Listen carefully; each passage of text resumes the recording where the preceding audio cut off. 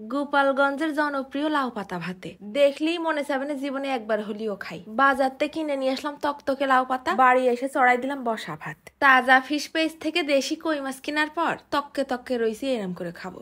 দিয়ে দিলাম হাফ চা চামচ জিরে আর হাফ চা চামচ সর্ষে, সাথে যাচ্ছে খানিকটা নুন আর টস টসে লাল সবুজ কাঁচা ঝাল।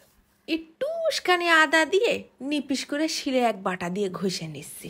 ফেলাই দিলাম মোট খানিক পেঁয়াজ আর 1 চা চামচ রসুন বাটা, অল্প একটু হলুদ আর ঘপ ঘপ করে সর্ষে। এমন করে মাখতে হবে যেন অর্ধেক রান্না হাতেই হয়ে যায়। ফেলাই দিলাম দেশি তাজা কই, মশলার সাথে মাখাই নিয়ে বেশ অনেকটা লাউ পাতা সাজায় সাজায় মধ্যিখানে মাছটুক তুলে দিলাম। আরো একটা দুটো পাতা দিয়ে ঢেকে দিচ্ছি। 2-3টে কাঁচা ঝাল, একটুখানি নুন আর 1 ফুটা সর্ষের তেল। ভাতে ফ্যানে যখন মাখামাখি হয়ে গেছে 70%, তুলে দিলাম ভাতের মুখে লাউ পাতায় মোড়া কই মাছ। ভাতের ভাপেই মাছ পাতা সব সিদ্ধ হওয়া সারা। এইবার লাউ পাতা সরাই মাছটা তুলে আলাদা করে রাখলাম। গরম গরম কই ভাপা, কি যে ঘিরান! একটা পিশনির পরে আবার লাউ পাতা টুক নিয়ে সুন্দর করে ডইলে মাখাই নিচ্ছি। হয়ে গেছে লাউ পাতা ভর্তা। নিয়ে নিছি গরম ভাত, সাথে লাউ পাতায় মোড়ানো ভাপা কই। ও কি যে একটা ঘিরান বেরোচ্ছিল, মাছটা লাগিছে সেই স্বাদের। ভাই শ্বশুর বাড়ি খেলাম এরম করে, ভুলতে পারিনি।